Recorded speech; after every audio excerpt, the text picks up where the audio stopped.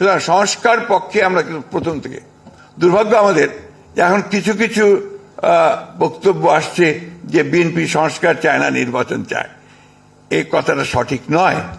আমরা বারবার করে বলছি যে আমরা প্রয়োজনীয় সংস্কারটাকে শেষ করতে, ন্যূনতম যে সংস্কার প্রয়োজন একটা নির্বাচন করার জন্য, গ্রহণযোগ্য নির্বাচন করার জন্য, সেই সংস্কারটুকু করে আমরা নির্বাচনে যেতে চাই। আমরা নির্বাচনের কথা বলছি কেন? এ কথা ডক্টর রিয়াজ বলেছেন, সবাই বলছেন, আর এটা বাস্তব যে গণতান্ত্রিক একটা ব্যবস্থায় যাওয়ার জন্য নির্বাচন হচ্ছে প্রধান ফটক, প্রধান দরজা, গেটওয়ে টু ডেমোক্রেসি। আমার কাছে মনে হয় যে আমাদের প্রধান সমস্যাটা কোথায়? আমাদের প্রধান সমস্যা যে এই দেশে গণতান্ত্রিক চর্চাই হয়নি, এখানে সংস্কৃতি গড়ে ওঠেনি। একটা যে কথাটা বারবার এসছে যে এখানে একটা ডেমোক্রেটিক কালচার যদি না থাকে, তাহলে আপনি সেই ডেমোক্রেসিকে বারবার বলতে হচ্ছে আমাদেরকে এটা করতে হবে, এটা করতে হবে, এটা ডেমোক্রেসি, এটা এইভাবে যেতে হবে। এই জিনিসগুলো কিন্তু আপনার একটা চর্চা ছাড়া, বারবার প্র্যাকটিস করা ছাড়া কিন্তু সেটা গড়ে উঠবে না। ইম্পোজ করে কোনো কিছু করা সম্ভব হবে না। আপনি যেমন আমি বলি, কেয়ারটেকার গভর্নমেন্ট সিস্টেম আমরা 3টে ইলেকশন করেছি। এই 3টে ইলেকশন, প্রত্যেকটি ইলেকশন কিন্তু একটা চালটা ভালো হয়েছে এবং গ্রহণযোগ্য হয়েছে। অর্থাৎ কেয়ারটেকার সিস্টেম আপনার মানুষ গ্রহণ করেছে এবং তারা সেটাকে অত্যন্ত জরুরি মনে করেছে, এটা মানুষের কাছে। একইভাবে আমরা যদি প্রেসিডেন্সিয়াল ফর্ম অফ গভর্নমেন্টে চলে যেতাম, অন্য কিছু দিতাম, সেটা ওই মুহূর্তে কিন্তু জনগণ সেইভাবে গ্রহণ করতো না, আমার কাছে মনে হয়েছে। আমি আপনার তাত্ত্বিক নই, আমি কোনো আপনার রাজনীতি কোনো বিশেষজ্ঞ নই, আমি একেবারে মাঠ কর্মী একজন। আমি পৌরসভার চেয়ারম্যান থেকে আমার রাজনৈতিক জীবন শুরু করেছি। অর্থাৎ একেবারে তৃণমূল পর্যায়ের মানুষগুলোর সঙ্গে আমি কাজ করে করে আমি এই পর্যায়ে এসেছি। আমার যেটা ধারণা যে আপনি জনগণকে বাদ দিয়ে কোনো কিছু করা সম্ভব হবে না, আপনার জনগণকেই তৈরি করতে হবে আপনাকে। অর্থাৎ আমরা আজকে যে প্রক্রিয়া চলছে আমি স্বাগত জানাই, কিন্তু আমি একটা অনুরোধ করব, আজকে যারা কমিশনগুলোতে আছেন তারা জনগণের সঙ্গে ইন্টারাক্ট করার ব্যবস্থাটা রাখবেন।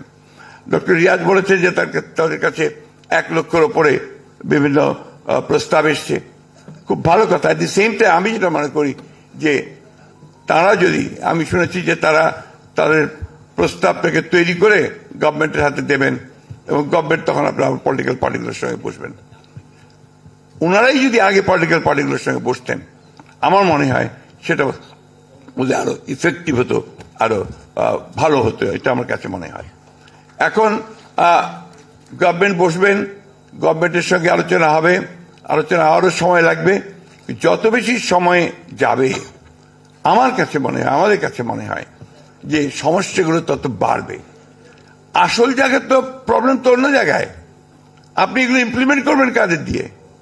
আপনার প্রশাসন, ইউর গভর্নমেন্ট মেশিনারি, সেই গভর্নমেন্ট মেশিনারি তো পুরোপুরিভাবে এখনো ফ্যাসিবাদের আপনার মধ্যে আছে, এতটুকু পরিবর্তন হয়নি। একটা ফাইল নড়েন, আপনার ছাত্রদের যা আহত হয়েছে তাদের চিকিৎসার ব্যবস্থা কোথায় আটকে আছে খুঁজে বের করে দেখবেন, ওই ফাইল দিয়ে আটকে আছে, প্রবলেমটা ওইখানে হয়ে আছে। এই বিষয়গুলোতে আমাদেরকে ধরতে হবে। ডক্টর দেবপ্রিয় এখানে আছেন, ডক্টর মুস্তাকও বলেছেন যে কাঠামোটা যদি না থাকে, সেই কাঠামো না থাকলে আমরা ওপর থেকে শুধু চাপিয়ে দিলেই আমরা দ্রুত কোনো কিছু করতে পারবো না। তাই আমাদের স্ট্রাকচারটাকে ঠিক করতে হবে, প্রতিষ্ঠানগুলোকে ঠিক করতে হবে। সেই প্রতিষ্ঠানগুলোকে যদি আমরা গণতন্ত্রের উপযোগী করে গড়ে তুলতে পারি, তাহলেই আমরা গণতন্ত্রকে সফল করতে পারবো। মন মানসিকতাটা খুব বড় জিনিস, মাইন্ডসেট।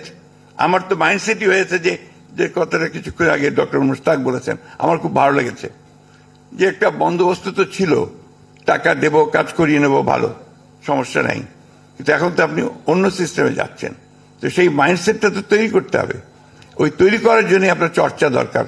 আমাকে গণতন্ত্রকে চর্চা করতে, ভুল হবে, ত্রুটি হবে, কিন্তু ওর মধ্যে দিয়ে আপনাকে ডেমোক্রেটিক সিস্টেমকে কাজে নিয়ে যেতে হবে, আগে সামনের দিকে নিয়ে যেতে হবে। আমি বক্তব্য দীর্ঘ করবো না, কারণ এখানে আরো আছেন, অনেকেই বক্তব্য করবেন। শুধু একটা কথা বলতে চাই, খুব জরুরি কথা আমার কাছে মনে হয়েছে, যে আমরা যেন 71কে ভুলে না যাই। 1971 সাল, এটাকে যেন আমরা কখনো ভুলে না যাই।